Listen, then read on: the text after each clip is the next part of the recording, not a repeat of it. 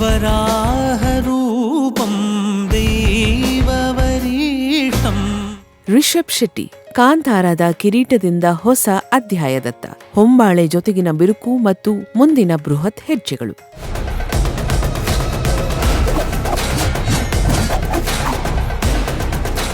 ಭಾರತೀಯ ಚಿತ್ರರಂಗದ ದಿಕ್ಕನ್ನೇ ಬದಲಾಯಿಸಿದ ಕಾಂತಾರ ಅಧ್ಯಾಯ 1ರ ಐತಿಹಾಸಿಕ ಯಶಸ್ಸಿನ ನಂತರ ಪ್ರೇಕ್ಷಕರು ಮತ್ತು ವಿಮರ್ಶಕರ ಕಣ್ಣು ಸಂಪೂರ್ಣವಾಗಿ ನಟ ಹಾಗೂ ನಿರ್ದೇಶಕ ರಿಷಬ್ ಶೆಟ್ಟಿಯವರ ಮುಂದಿನ ನಡೆಯ ಮೇಲಿತ್ತು. ಆದರೆ ಇತ್ತೀಚಿನ ಸಾಮಾಜಿಕ ಜಾಲತಾಣಗಳಲ್ಲಿ ಭಾರೀ ಸದ್ದು ಮಾಡುತ್ತಿರುವುದು ಅವರ ಮುಂದಿನ ಸಿನಿಮಾದ ಸುದ್ದಿಗಿಂತ ಹೆಚ್ಚಾಗಿ ಅವರ ಅನ್ಫಾಲೋ ಪ್ರಹಸನ.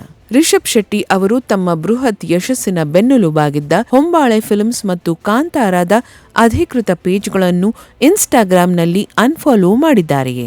ಯುಗಾದಿಯಂದು ಅವರು ಹಂಚಿಕೊಂಡ ಅಧ್ಯಾಯ 2 ಇಲ್ಲಿಂದ ಶುರು ಎಂಬ ನಿಗೂಢ ಪೋಸ್ಟ್ನ ಹಿಂದಿನ ಮರ್ಮವೇನು? ಇದು ಕೇವಲ ಡಿಜಿಟಲ್ ಲೋಪವೋ ಅಥವಾ ಚಿತ್ರರಂಗದ ಬಹುದೊಡ್ಡ ಕಾರ್ಪೊರೇಟ್ ಬಿರುಕೋ? ಇದು ಮನರಂಜನಾ ವಲಯದ ಇಂದಿನ ಬಿಸಿ ಬಿಸಿ ಚರ್ಚೆ.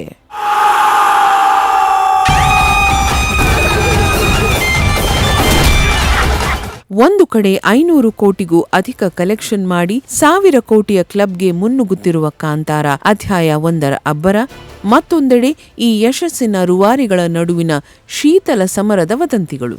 ಯುಗಾದಿಯಂದು ರಿಷಬ್ ಶೆಟ್ಟಿ ಅಧ್ಯಾಯ 2 ಇಲ್ಲಿಂದ ಶುರು ಎಂದು ಪೋಸ್ಟ್ ಮಾಡಿದಾಗ ಆ ಚಿತ್ರದಲ್ಲಿ ಹೊಂಬಾಳೆ ಫಿಲ್ಮ್ಸ್ ಲೋಗೋ ಬದಲು ಅವರ ಸ್ವಂತ banner Rishab Shetty films logo ರಾರಾಜಿಸುತ್ತಿತ್ತು. ಇದು ಚಿತ್ರರಂಗದ ಪಂಡಿತರ ಹುಬ್ಬೇರಿಸಿದೆ. ವರದಿಗಳ ಪ್ರಕಾರ ಹೊಂಬಾಳೆ ಫಿಲ್ಮ್ಸ್ ಕಾಂತಾರ ಮಾದರಿಯ ಮತ್ತೊಂದು ಚಿತ್ರವನ್ನು ತಕ್ಷಣವೇ ಮಾಡುವಂತೆ ಒತ್ತಾಯಿಸಿತ್ತು. ಆದರೆ ರಿಷಬ್ ಅದಕ್ಕೆ ನಿರಾಕರಿಸಿದ್ದರು ಎನ್ನಲಾಗಿದೆ. ಅಲ್ಲದೆ ಅವರು ಅನ್ಯ ಭಾಷೆಯ ಬೃಹತ್ ನಿರ್ಮಾಣ ಸಂಸ್ಥೆಗಳೊಂದಿಗೆ ಕೈ ಜೋಡಿಸಿರುವುದು ಈ ಭಿನ್ನಾಭಿಪ್ರಾಯಕ್ಕೆ ಪ್ರಮುಖ ಕಾರಣ ಎಂದು ವಿಶ್ಲೇಷಿಸಲಾಗುತ್ತಿದೆ.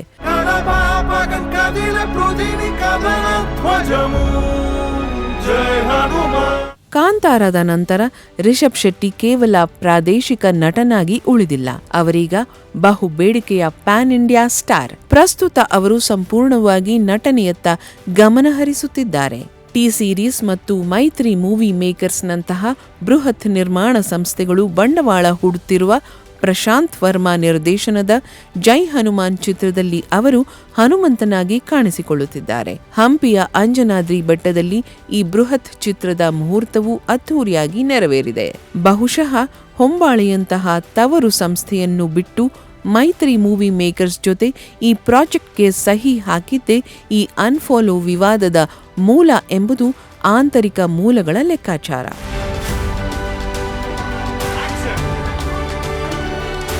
ಇದಲ್ಲದೆ ಸಂದೀಪ್ ಸಿಂಗ್ ನಿರ್ದೇಶನದಲ್ಲಿ ಮರಾಠಾರ ಅಸ್ಮಿತೆಯಾಗಿರುವ ಛತ್ರಪತಿ ಶಿವಾಜಿ ಮಹಾರಾಜ್ ಆಗಿ ಪಾತ್ರ ನಿರ್ವಹಿಸುತ್ತಿರುವುದು ಅವರ ಸಾಹಸಮಯ ವೃತ್ತಿ ಜೀವನಕ್ಕೆ ಸಾಕ್ಷಿಯಾಗಿದೆ. ಜೊತೆಗೆ ರಾಜಮೌಳಿ ಅವರ ಗರಡಿಯಲ್ಲಿ ಪಳಗಿದ ಅಶ್ವಿನ್ ಗಂಗರಾಜು ಅವರ ಮುಂದಿನ ಚಿತ್ರಕ್ಕೂ ರಿಷಬ್ ನಾಯಕರಾಗಿದ್ದಾರೆ. ನಟನಾಗಿ ಅನ್ಯ ಭಾಷೆಯ ಬ್ಯಾನರ್ಗಳೊಡನೆ ಕಾರ್ಯನಿರತರಾಗಿದ್ದರೂ ರಿಷಬ್ ನಿರ್ದೇಶಕನಾಗಿ ತಮ್ಮ ಜವಾಬ್ದಾರಿಯನ್ನು ಮರೆತಿಲ್ಲ. ಇತ್ತೀಚಿನ ಮಾಧ್ಯಮ ಸಂವಾದವೊಂದರಲ್ಲಿ ತಮ್ಮ ಮುಂದಿನ ನಿರ್ದೇಶನದ ಪ್ರಾಜೆಕ್ಟ್ ಸಂಪೂರ್ಣವಾಗಿ ಪೌರಾಣಿಕ ಕಥಾಹಂದರವನ್ನು ಹೊಂದಿರಲಿದೆ ಎಂದು ಅವರು ಖಚಿತಪಡಿಸಿದ್ದಾರೆ. ಇದು ಖ್ಯಾತ ಸಾಹಿತಿ MT ವಾಸುದೇವನ್ ನಾಯರ್ ಅವರ ಮಹಾಕಾವ್ಯ ರಂಡಮೂಳಂ ಆಗಿರಬಹುದೇ ಎಂಬ ಊಹಾಪೋಹಗಳಿಗೆ ಈ ಹೇಳಿಕೆ ಮತ್ತಷ್ಟು ತುಪ್ಪ ಸುರಿದಿದೆ.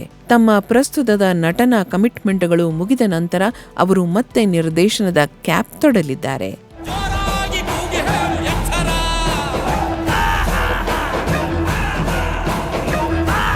ಒಟ್ಟಾರೆಯಾಗಿ ವಿಶ್ಲೇಷಿಸುವುದಾದರೆ ರಿಷಬ್ ಶೆಟ್ಟಿ ಈಗ ಕೇವಲ ಕರಾವಳಿಯ ಕಥೆಗಾರನಲ್ಲ, ಭಾರತೀಯ ಚಿತ್ರರಂಗದ ಬೆಲೆ ಬಾಳುವ ಆಸ್ತಿ.